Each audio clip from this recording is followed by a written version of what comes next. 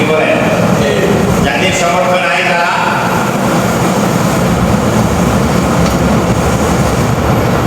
তারা কি কুরবানি করতে পারবে? আওয়াজটা হয় না। যাদের কুরবানি করার সমর্থ নাই তারা কি কুরবানি করতে পারবে? পারবে না। তাহলে যারা কুরবানি করতে পারলো তারা অনেক সওয়াবের অধিকারী হবে। যারা কুরবানি করতে পারলো না তারা তো এই সওয়াব থেকে বঞ্চিত হবে। বানাইছে কারা? এই পৃথিবীর মানুষগুলো কে বানাইছে? একজনের টাকার মালিক বানিয়ে দিছে কে? আরেকজনের টাকা নাই, এটাকে টাকার মালিক বানাইলো নাকি? তাহলে এই যে কুরবানি করতে পারলো না এই সওয়াব থেকে বঞ্চিত হয়ে গেল, দোষকে আমার? কথা বলেন নাকি? দোষকে আমার? নিয়ত আছে সবার, কি বলেন? জোরে বলেন তো। নিয়ত তো সবার আছে। আল্লাহ যদি দিত আমি করতাম, আল্লাহ যদি দিত তাহলে কুরবানি করতাম। আমার কাছে নাই। তা ধনীকে যে আল্লাহ বানাইছে গরিবরাও ওই আল্লাহ বানাইছে, ঠিক কিনা?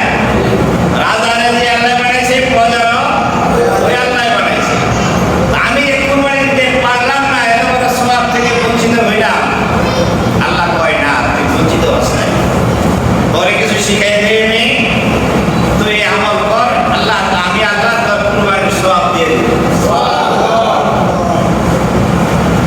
শুনবেন নাকি আপনারা? রাজি আছি সবাই শুনতে? কারা কারা রাজি আছি? আল্লাহ কবুল করেন, বলেন আমিন। রাসূল বলেন যারা কুরবানি করতে পারবে না, এই জিলহজের মাসটা 1 থেকে 10 তারিখ পর্যন্ত একটা বরকতময় দিন। সুবহানাল্লাহ। প্রত্যেকটা রোজায় একটা বরকতময় রোজা। সুবহানাল্লাহ না? বিশেষ করে 9 তারিখ জিলহজের 9 তারিখ যারা রোজা রাখবে এটাকে বলা হয় আরাফার দিন। কিসের দিন বলা হয়? আরাফার দিন। এই দিন কোনো মানুষ যদি রোজা রাখে, আমার রাসূল বলেছেন এই মানুষটার পিছনে এবং সামনে 1 বছর করে 2 বছরের গুনাহ আল্লাহ মাফ করে দেবেন।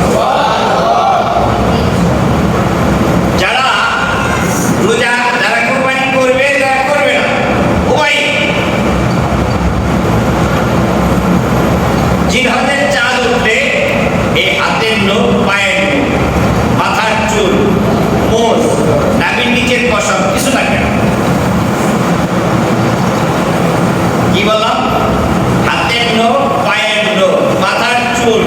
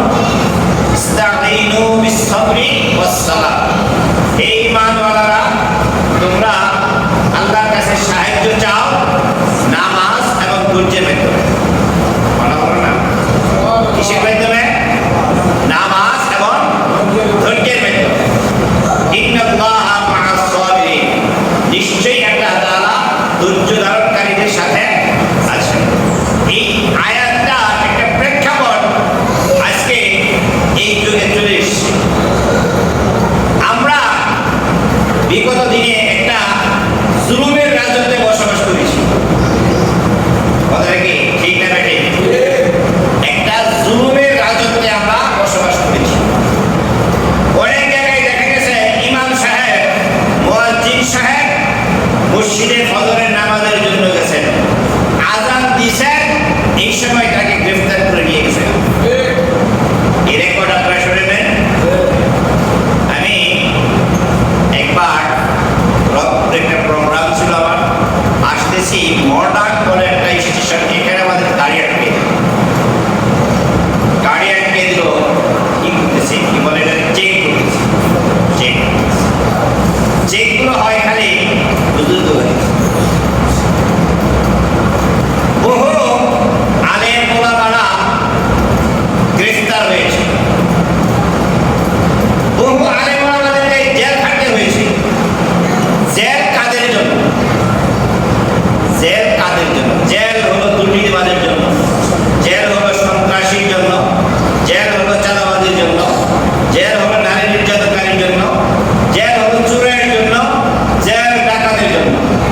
বিগত সরকারের পিরিয়ডে বেশিরভাগ দেখা যায় যারা ইসলামী আন্দোলন করে তাদেরকে দিয়ে জেল করে রাখছে।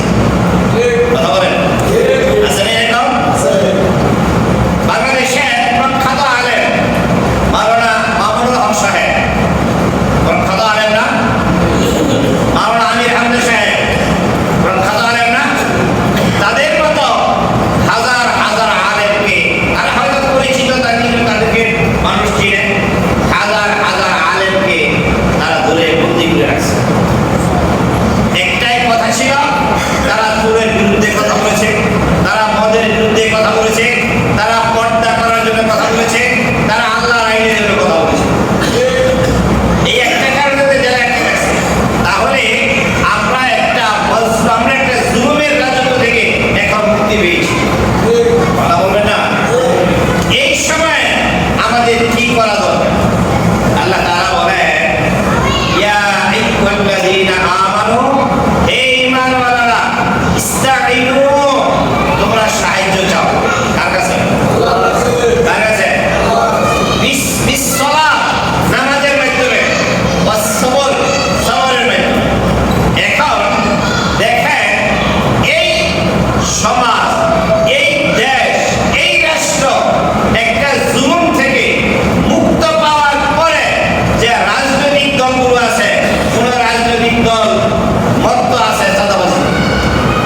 কথা বলেন, আছে না নাই? কেউ আছে চাঁদাবাজিতে মশগুল, কেউ আছে কোন রাজনৈতিক দল আছে ফ্যাক্টরি দখলে মশগুল, কেউ আছে রিক্সার স্টেশন দখলে ব্যস্ত। আমি কি বানিয়ে বললাম? এটা আছে না নাই? তাহলে আমরা এই জুলুম থেকে বাঁচার পরে আবার আরেক জুলুম শুরু করে দিলাম। ভাই, এমনও আছে কেউ কেউ মসজিদের টাকা লইয়াও ভাগাভাগি শুরু করেছে। বানিয়ে বললাম না? আছে কোন কোন দলের মানুষ, কোন কোন রাজনৈতিক দলের এরকম আছে, ধরেন মসজিদের কাজ করাবে, মসজিদের কাজ করাবে 1 টাকা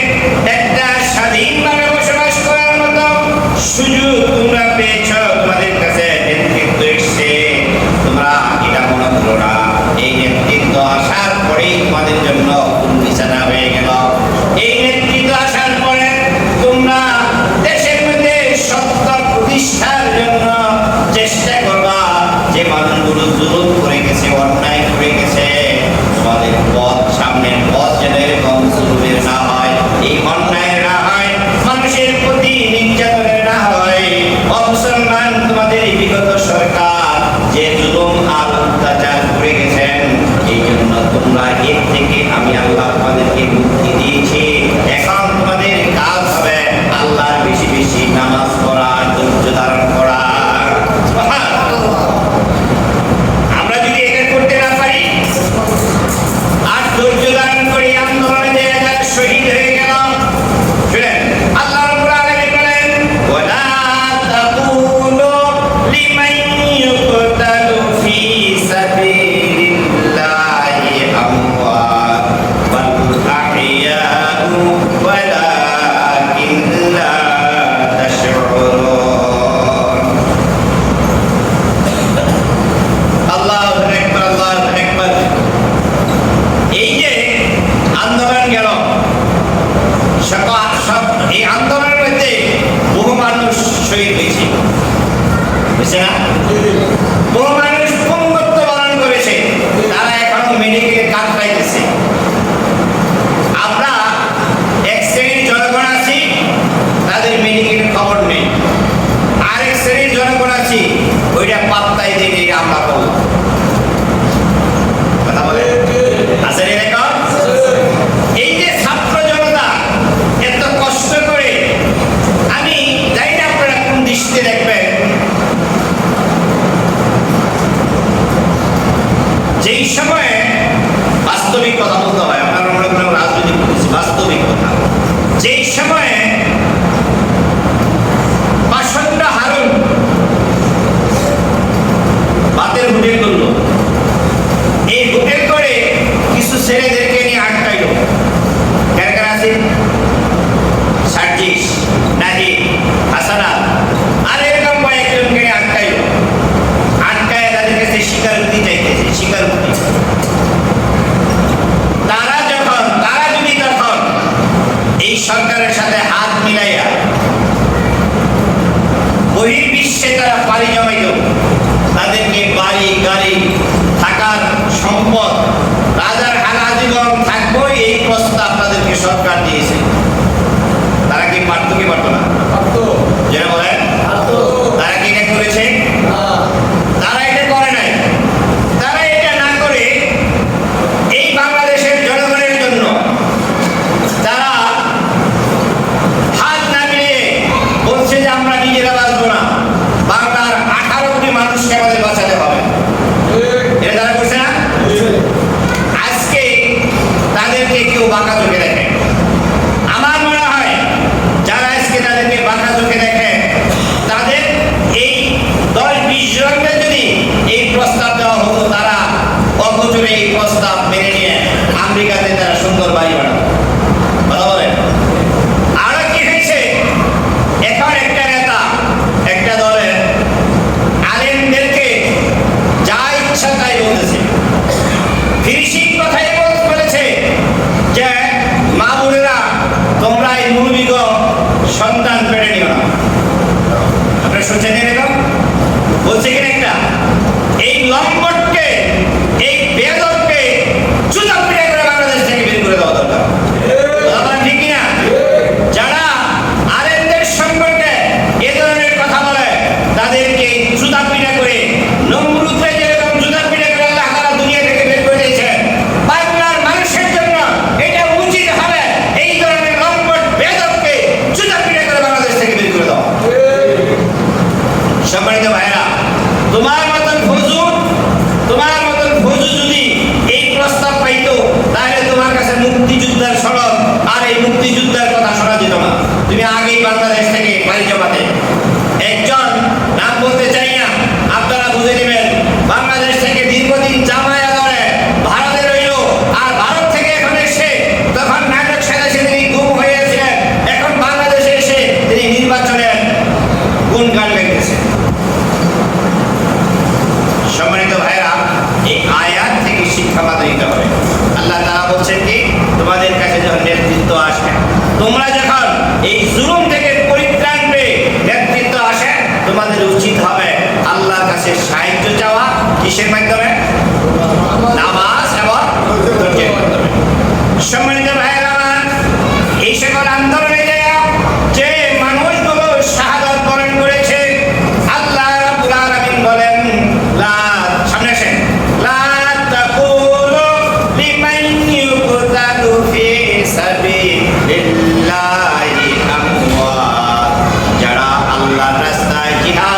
যে আল্লাহর রাস্তায় জীবন দিয়ে গেল, তারা মারা গেল, তাদেরকে তোমরা মৃত্যু বলো না।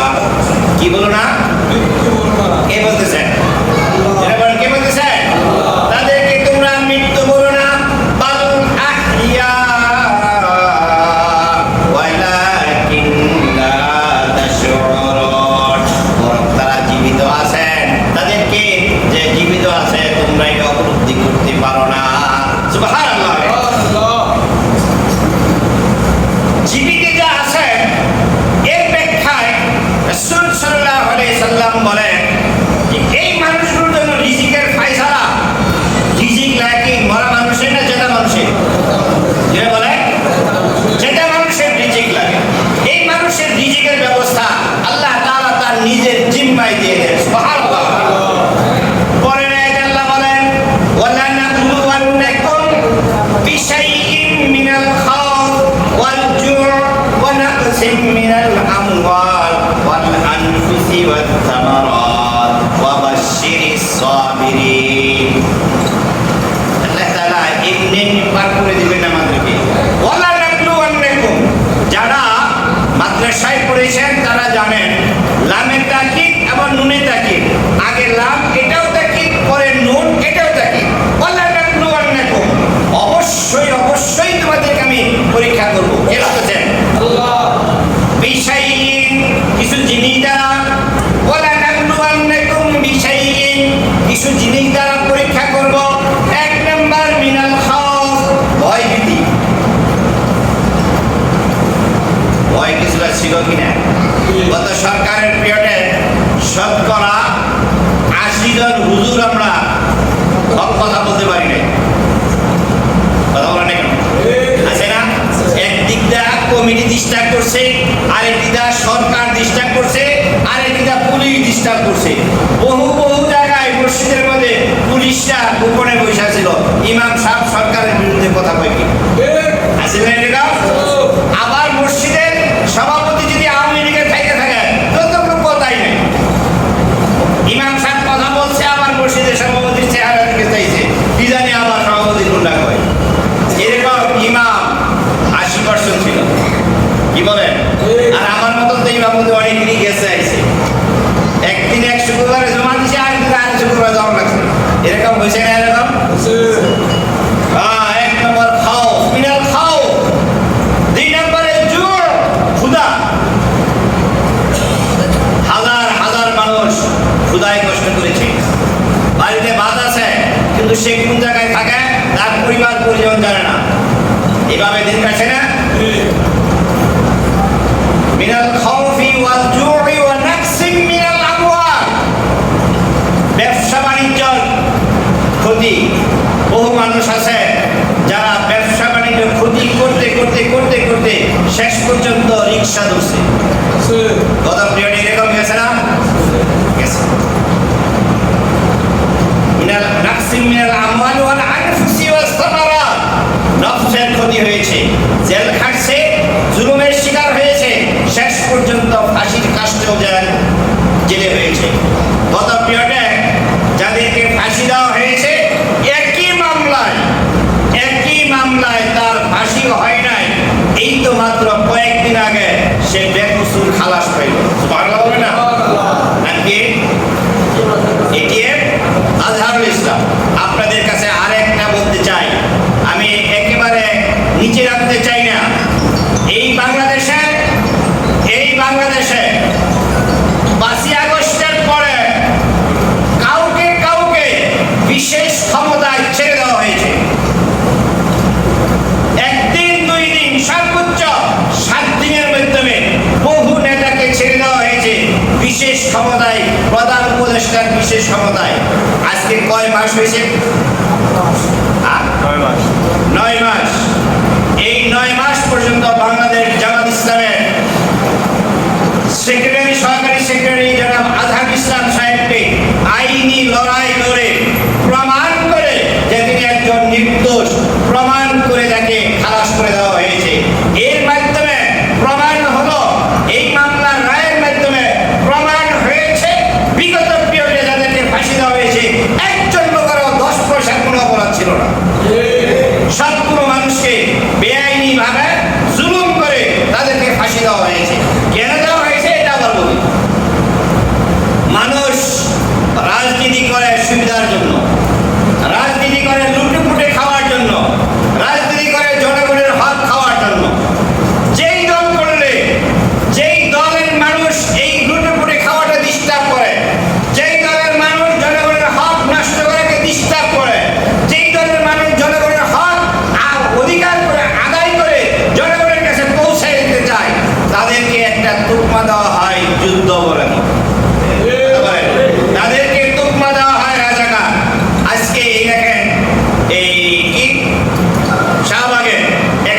শ্রেণীর পোলাপান বেরিয়েছে না, তারা স্লোগান দিচ্ছে আজহার, হাসিনা আজহার এই বাংলার গাদ্দার। এই যদি রক্ত আর পানি একসাথে মিশাতে, আগুন আর পানি একসাথে মিশাতে চায়, এটাকে নিষেধ। আজহারে ফাঁসিতে, আজহারে জেলে কারা ঢুকেছে? হাসিনা। কারা ঢুকেছে? হাসিনা সরকার ঢুকেছে। এখন তাদেরকে যদি আর তাদের সাথে মিলে যায়, এটা হলো। সম্মানিত ভাইয়েরা, আমি আমার কথা শেষ করছি। আমাদের যে আমার কথা ছিল, ইয়া আইয়ুহাল্লাযীনা আমানু ইসতাঈনু বিস-সাবরি ওয়াস-সালাত ইন্নাল্লাহা মা'আস-সাবিরিন। হে ঈমানওয়ালারা, তোমরা সাহায্য চাও আল্লাহর কাছে নামাজ এবং ধৈর্যের মাধ্যমে। তার মানে হলো, তোমরা যদি জুলুম থেকে পরিত্রাণ পাও, তোমাদের কাছে যখন নেতৃত্ব আসে, তোমাদের কাছে যখন স্বাধীনতা আসে, তখন এই জুলুম, এই নির্যাতন মানুষের প্রতি তোমরা আর না করে, তোমাদের কাছে যেহেতু সুযোগ সুবিধা এসেছে, তোমরা নামাজ পড়ো এবং ধৈর্যের মাধ্যমে আল্লাহর কাছে সাহায্য চাও। নিশ্চয়ই ধৈর্য ধারণকারীর সাথে আল্লাহ আছে। সুবহানাল্লাহ। তাহলে এই দ্বারাতে বোঝা গেল যে আমাদের কাছে যাদের কাছে স্বাধীনতা আসছে, আমরা যারা সুযোগ পেয়েছি নেতৃত্বের, আমরা এখন এই চুরি চামারি মানুষের উপরে নির্যাতনের পথ কোনো মানুষকে করতে দিব না। রাজি আছি ইনশাআল্লাহ। তারপরে যারা মারা গেছেন, ওয়ালা নাকু ঠিক ওয়ালা তাকুলু লিমাইয়ুকতালু ফি সাবিলিল্লাহি আমওয়াত বাল আহইয়া ওয়ালাকিন লা তাশউরুন। যারা আল্লাহর রাস্তায় জীবন দিয়েছে, যারা মারা গেছে, তাদেরকে তোমরা মৃত্যু বলো না। তাদেরকে কি বলো না? মৃত্যু বলো না। বাল আহইয়া ওয়ালাকিন লা তাশউরুন। বরং তারা জীবিত আছে, তোমরা যেটা উপলব্ধি করতে পারো না। আল্লাহ রাব্বুল আলামিন আমাদেরকে এই আয়াতের প্রতি আমল করার জন্য তৌফিক দান করেন। সকলে বলেন আমিন। 9 তারিখে ফজর থেকে নিয়ে 13 তারিখের আসর পর্যন্ত একটা তাকবীর বলতে হবে। কি তাকবীরটা? বলেন বলেন। আল্লাহু আকবার, আল্লাহু আকবার, লা ইলাহা ইল্লাল্লাহ, আল্লাহু আকবার, আল্লাহু আকবার, ওয়ালিল্লাহিল হামদ। তাকবীরটা কয়বার পড়া লাগে? বলেন বলেন। 3বার। আমরা মাসআলা জেনে আমল করব, না জেনে আমল করা এটা ঠিক নয়। তাকবীরটা পড়তে হবে একবার। কয়বার?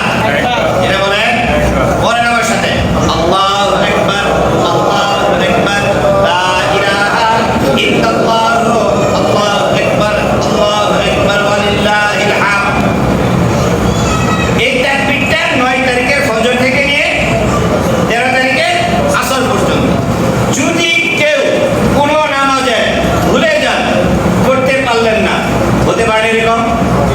এই জন্য জামাতে নামাজ পড়া। এই জন্য কি, যদি কেউ একা একা নামাজ পড়েন, হয়তো ভুলে গেছেন, করতে পারেন নাই, জামাতে পড়লে একটু সুবিধা কি, ইমাম সাহেব যদি ভুলেও যায়, পিছনের একটা মুসল্লি ধরে পড়লে সাধারণ এটা মনে হয়ে যায়। হ্যাঁ, কাজে যদি কেউ ভুলে যান, তাহলে পরের নামাজ আসবে, পরের নামাজ এটা পড়ে নেবেন।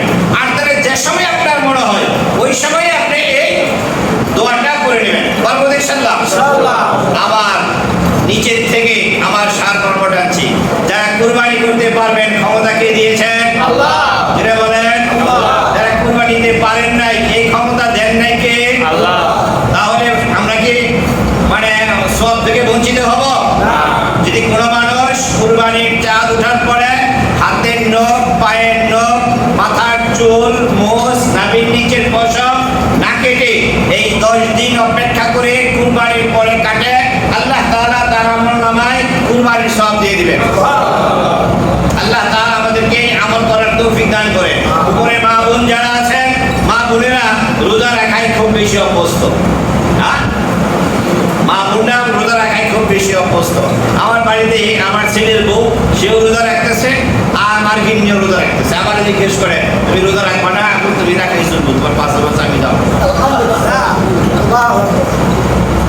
মা বোন যারা আছেন, তারা পারলে 1 তারিখ থেকে 9 তারিখ পর্যন্তই রোজা রাখবেন। 10 তারিখ রাখবেন, কিন্তু ওই কি বলে, এই কুরবানির গোশত দিয়ে খেয়ে ফেলবেন, ওই দিন আর রোজা রাখা যাবে না। কিন্তু আল্লাহ